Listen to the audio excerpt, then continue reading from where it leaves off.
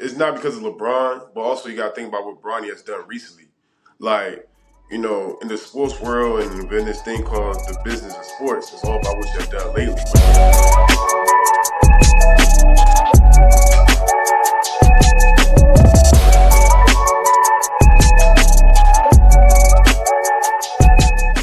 Yo, what's good, family? You're tapped into the Shadow League locker room with your boy Jonathan Wells. I'm your host. Today we're gonna be talking about a lot of stuff that's going on in the NFL. We got a little back and forth with Stephen A. Smith flipping on Bronny, and we also definitely gonna get into Shedeur Sanders, his futures in the NFL.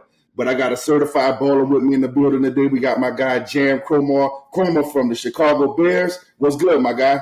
What's going on, man? How you doing? Oh man, life is good, man. Can't complain. Ready to get into these topics with you. Let's do it. So first and foremost, man, we got Russell Wilson going to the Giants days after they sign Jameis Winston. They come back and sign another veteran to a 1-year deal. Do you think that that's going to have a big role on if the Giants draft Shedeur Sanders or not? I feel like that could have an effect on it because it's like you signed two veteran quarterbacks, so one of them got to play, and then one of them not going to play. So it's like if Shedeur Sanders going to that situation, being drafted by the Giants, I don't know if it's going to be like a really good spot for him. It's probably going to be more for him like to develop.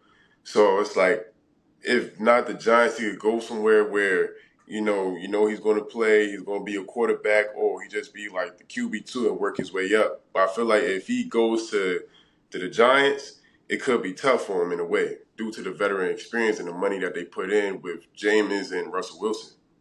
Gotcha. Well, let's get back to Russell Wilson. By the way, you think this was a good long-term move for the Giants? You think it's a good long-term move? And do you think that he still has enough left in his tank to revive his career with the Giants? Well, I say it's a surprising move because I didn't expect for Russell Wilson to sign with the Giants. I don't think anybody expected that. But long term, I can't really say long term because if you look at the numbers in the contract, it's only for a 1-year deal. So there's a lot of money within that 1-year deal, but he still has to prove himself to see like if he's going to stay for long term. But I just feel like based on what we've seen with Pittsburgh and him redeeming himself from a time when he was in Denver, I feel like if they put the right pieces around him and within the right system, they could go for him. Because at that point, with the situation with the Giants, it's like you already you already invested money in the D line, you invested money in like other guys at their positions, but at the same time, you just need a solid quarterback. So I feel like if he's be the guy to be like a very good solid quarterback, I think things could probably like turn around for them if they do things the right way.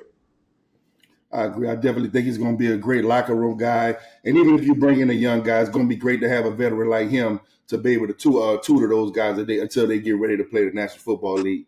Yeah, appreciate it. But let's move on, man. So we got Stefon Diggs, who was here in Houston, man. He just went and signed with the New England Patriots a 3-year deal, $69 million, $26 million guaranteed, even though he's coming off an ACL tear. Do you think that's a huge gamble? And do you think that Diggs can still be a wide receiver one in the National Football League? Oh, absolutely. I do think that Stefon Diggs could be for sure a wide receiver one because of his impact and what he brings to the table and what his impact where he bring guys around, especially other receivers, to like be the best that they could be. I mean, understandable. Like in Houston, that was a situation. It was him and two other wide receivers, but when they all was on the field together, they all made something happen. So I feel like him going to New England, and you got a future promising quarterback, Drake May, who's going to his second year, and he showed a lot of flashes. I feel like with him having a good quarterback and Stefon Diggs being the great wide receiver that he is and he's going to continue to be, I feel like it could be like a good 1-2 punch with him and with Drake May, Stefon Diggs, and the other wide receivers that you got in that room too in New England. Gotcha. Okay, that makes sense to me.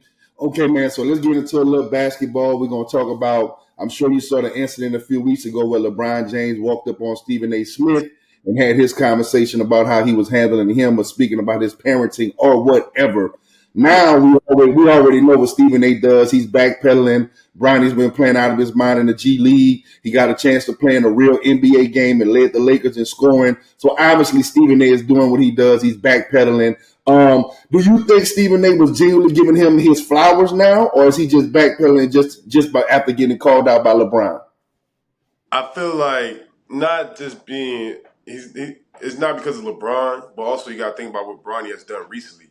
Like, in the sports world and in this thing called the business of sports, it's all about what you have done lately, whether it's NFL, NBA. So, based on Facts. what Bronny has done lately, he dropped 17 in an actual NBA game, and he dropped 39 points in the G League game, and he's still continuing to be an impact and getting better in a whole bunch of different ways.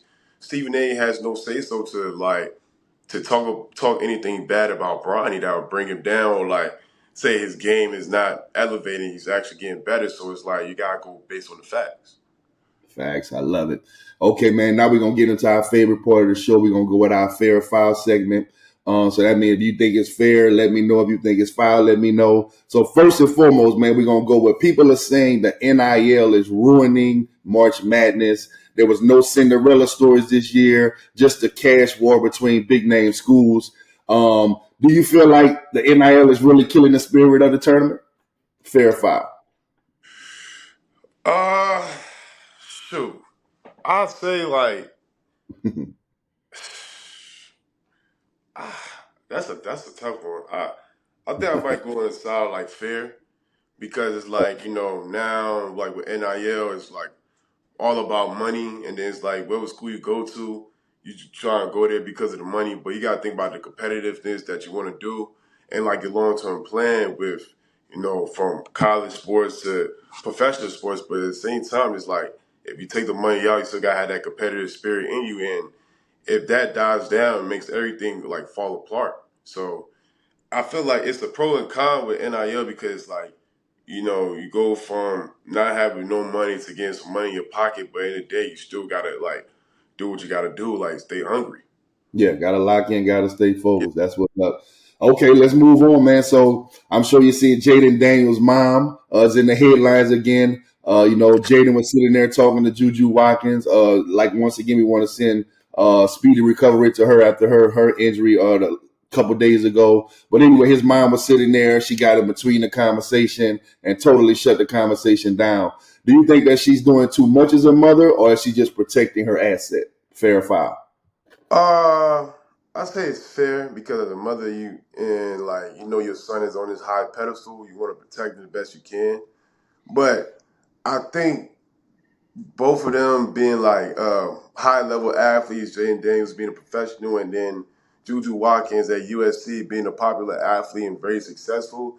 Who knows what that conversation was like? Maybe it could have been something very professional. Who knows? But I think at the same time, they both know better that they can't have those kind of conversations in the way that people assume because cameras are going to be on them. But I just feel like with Jaden Daniels' mom, like she's protective, but I feel like her game between Jaden Daniels and Juju, it just kind of made things like escalate even much more. Exactly.